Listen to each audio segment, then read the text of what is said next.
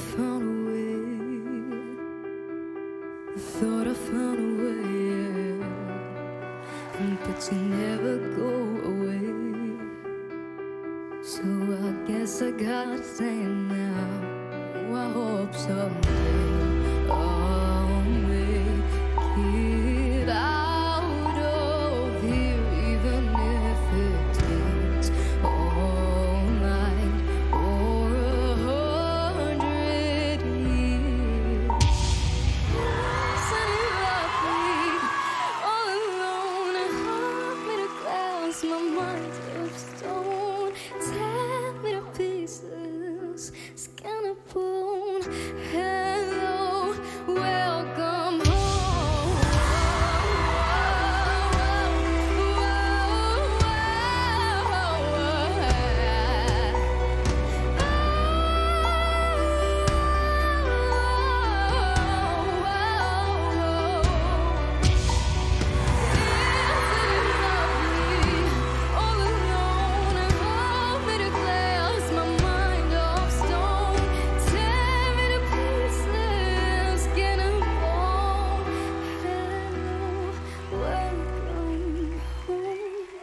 Wow, beautiful.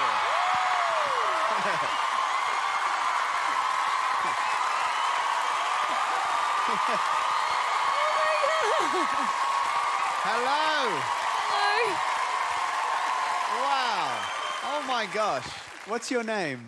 My name's Janaki. I have to ask straight away, how old are you? I'm 12. Wow.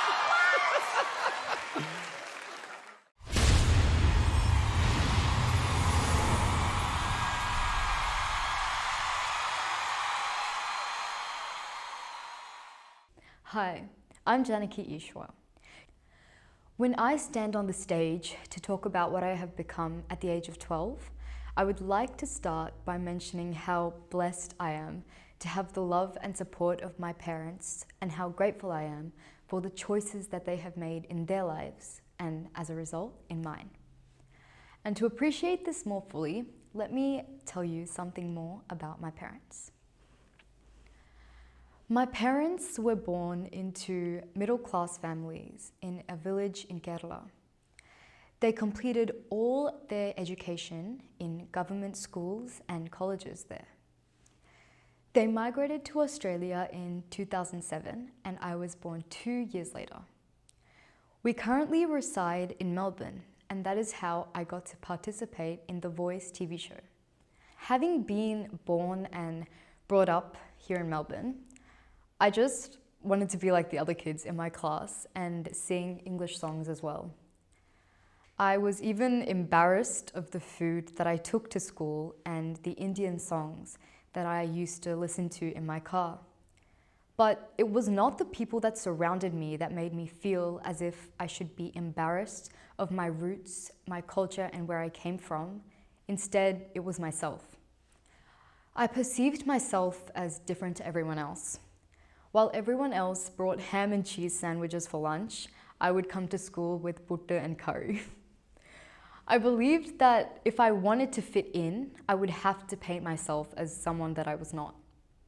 Naturally, I started listening to more Western songs. I would learn new songs from school and from my friends and sing it to my parents when I returned home. This took them by surprise, and they realized that my forte laid in Western music. Coming from a completely different background, my parents did not have exposure to Western songs at all. They never actively listened to any of them, but when they saw that I was interested in it, they made the choice to do all that they could to provide me with proper training. They did not know whom to ask for help, and like most other parents, they turned straight to Google. They zeroed in on Jan's International Singing Academy, where I enrolled when I was 8 years old. Around 1 year into my classes, the master coach, David Jans, invited me to join his classes. I was the youngest student coached by him, meaning that I was surrounded by artists much older than me. So I definitely looked up to them a lot. Eventually, my singing coach, David Jans, convinced my parents to take my singing more seriously. That, I can say safely, was the turning point in our lives. From that day onwards, our world started to revolve around my music. My parents had to take a couple of bold decisions so that I could concentrate solely on my music. These included stopping my dance and violin lessons and even moving to a suburb around 45 kilometers away and enrolling into a school where I could pursue music way more avidly. I continued to progress with my music lessons with Jan's Academy when, out of the blue, around 2 years later, my singing coach suggested that I audition for The Voice Australia. I could not believe it, honestly. There had been The Voice Kids show in 2014, but Australia has not done The Voice Kids for years now. Not only that, but to apply for The Voice, one had to be 14 years old, and I was just an 11-year-old girl. But my coach said that there was no harm in trying. He said, they might turn you down, but let's give it a shot. My parents were a bit concerned initially, but they trusted my coach fully and they decided not to worry about the outcome. They would take it one step at a time, and before long, I applied for The Voice. I was the 11-year-old Indian girl throughout the process. After many interviews and auditions and demos, which we thoroughly enjoyed each moment of, I got the chance to be on the blind audition stage. I had worked so hard to get on that stage, and I could not let slip that one chance. It felt so special being on the set with so many incredible musicians who came from all different backgrounds, cultures, and yeah, there was something new to learn each moment that I spent on the set. When the trailer of the show was aired on national television, I got a lot of media attention for being the youngest artist ever to go on the show. That is also when we figured out that I was the first person from the Indian community to go on a musical reality show in Australia. We had never realized it till then. The Indian community in Australia has a very strong presence, with over 1 million people living here, but not so much their representation in the entertainment industry and media.